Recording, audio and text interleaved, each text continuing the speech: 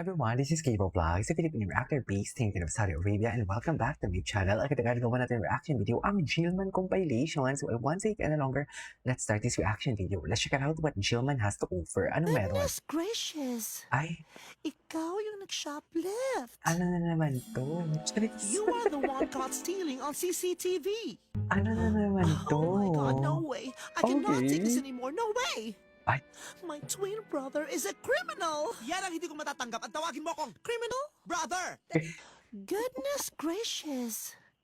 Yan ang Ikaw yung hindi, nag-shoplift. yan yung hindi ko matatanggap. Ang tawagin mo. You are the one caught stealing on CCTV. Actually, binenta ano ko to? po yung ibang mga cars ko at kapalit po nun, bumili po ako ng lote. Ay wow, very good. Very good ka doon. Very good ka dyan, Jillian. Sa totoo lang. Sa totoo lang po, dati po medyo magastos po. Kumbaga, meron pong endorsements, tapos bibili Oh, po ako ng bata car. ka Pero ngayon po eh. na parang, mas marami na po akong nakakasalamuha, medyo mas Ganun nagiging talaga pag mature na po. bata, di ba? Naisip ko na po yung long term. Actually, binenta ko po yung ibang mga cars ko at kapalit po nun, bumili po ako ng lote. Tapos, secure ko na rin po yung future ko. Oo. So, ayun po, medyo mas naging future-oriented Practical, na po talaga ako. yes. Kasi iniisip ko po, Which is true. 13 years na po ako nag-work since baby po ako. Ay, sayang grabe, naman po tagal na kung nag-work. parang hindi ko po maaalagaan yung mga earnings. And si mama at papa, andyan po sila, ginaguide po nila ako. So, ayun lang po. Medyo mas careful po ako ngayon. Siyempre po, sobrang grateful po ako at nagulat po ako. Pero sa akin po kasi, kumbaga, kung ano man po yung mga title po na binibigay po sa akin, hindi ko po siya masyadong dinadamdam, kumbaga. Hindi po siya nagsisink in sa akin. Minsan nga po lumalabas po ako, nakakalimutan kong artista po ako. Basta ang sa akin lang po talaga, ini-enjoy ko lang po yung ginagawa ko. Kumbaga may title man po o wala. Although grateful po ako na gano'n po yung naiisip po nila sa akin, gano'n po yung tawag nila sa akin. For me po kasi, mas Bait importante din kasi po talaga yung to eh. Sa na-enjoy totoo ko po lang. yung ginagawa ko lang na trabaho. Bait Meron talaga akong to. title or wala.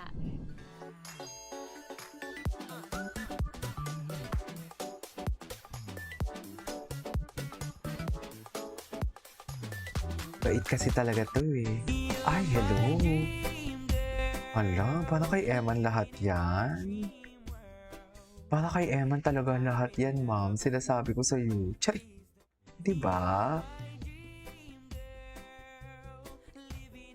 Oh.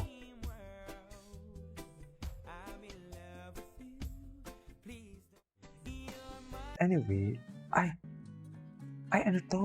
Magandang araw po sa inyong lahat. Good morning. Sa Pacquiao, umaming Jillian Ward, nagbigay pahalaga Ay, ngayon. ano po natin to? lahat yan dito sa ating video. Sige nga. Dito po si Eman Paco sa Pacquiao ay na-interview na naman po ng pangalawang beses ni Sir Boy Abunda. Okay. At napakaganda nga po ng naging interview kasi ang dami nga pong mas nalaman pa ng madlang people patungkol po kay Eman Paco sa Pacquiao.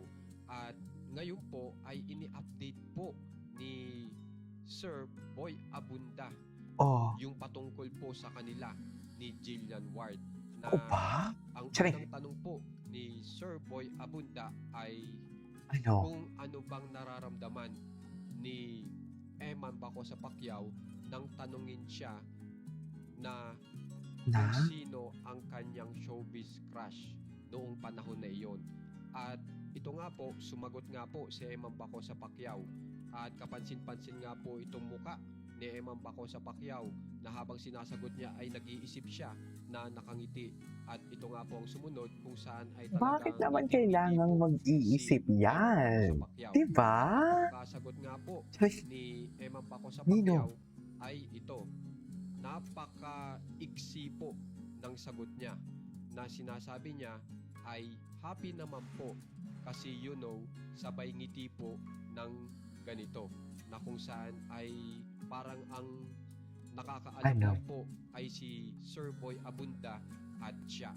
At natanong din po ni Sir Boy Abunda kung ano ba ang gusto niya sa isang babae. Ano bang mga traits? At sinagot naman po Ano? yan ni Eman Paco sa Pacquiao. At ang pagkasabi ni Eman Paco sa Pacquiao ay dapat daw ay godly. tapos family-oriented, tapos yung okay daw yung personality para sa kanya, at saka may personal relationship kay Lord. So yan pala yung mga traits na hinahanap ni Eman Bacosa Pacquiao. At pagkatapos po niyan ay ito pa, napaamin po si Eman Bacosa Pacquiao na siya po ay medyo seloso. Pero ang kaibahan po kay Eman Bacosa Pacquiao na pagkakasabi niya ng medyo seloso siya ay may pagka-direkta rin po siyang tao. Direct to the point na ang sinasabi niya ay sinasabi ko agad sa kanya kung may pinagseselosan Ay, ako. bakit naman magsasalita si Eman kung may pinagsiselosan siya? Hindi ko na-gets. Akala ko ba wala sila, pero bakit ganon, di ba? Kung walang explanation kasi friends lang naman kayo eh, di ba? Ako? Ma'am? Gets niyo ba ako? Ay, grabe ang sexy ni Jillian. Hey everyone! Look Hello, what just Jillian. arrived. If you're trying to achieve that effortless glow, well, check these lotions out.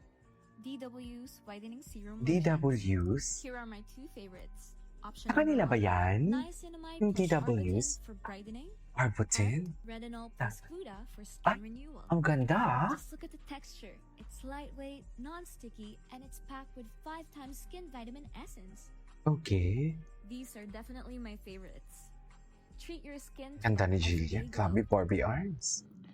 Ay, Magandang araw po sa inyo lahat. Jillian Good morning. White, umami naka first time experience dahil Ay. kay Eman Pacquiao. grabe naman yung mga term natin. Naka-first time. Kaya Charis. po, napakaganda nga po. Naka-first time? Totoo ba? Si Jillian Ward ay todo suporta po kay Eman Pacquiao Oh, dahil si Eman Pacquiao nga po ay lumaban sa taga-Indonesian at pinalad nga po okay. si Eman Pacquiao na manalo. At ito nga po, ipinost na nga po ni Jillian Ward ito pong bagong update niya sa kanyang account na kung saan ay kasama po si Eman Pacquiao. At ang pagkakasabi niya nga po ay my first time watching a boxing match.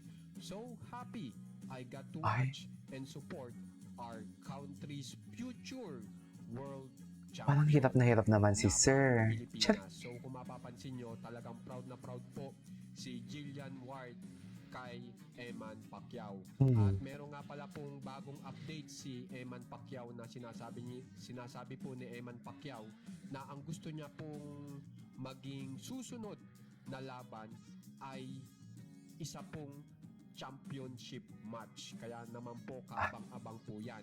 At hihintayin po muli natin ito pong si Jillian Ward at saka kanyang pamilya kung magpapakita o magbibigay suporta. At ito nga po yung ipinost ni Jillian Ward ngayon na napakaganda nga po ng interaction po ni Jillian Ward at ni Eman Pacquiao sa bawat isa.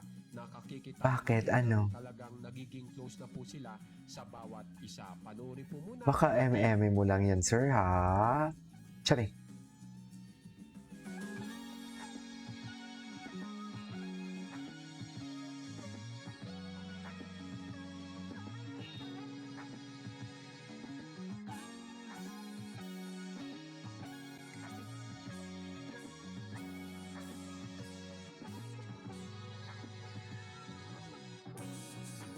Ay, bongga. Kaya naman guys, kung gusto nyo ma-update sa mga famous celebs ng Pinas, subscribe na po kayo sa ating channel na Juan Katawa. Maraming salamat po. Okay, anyway, so that's all for today's video from Jillman. This is Kibo Vlog and see you in my next vlog. Bye.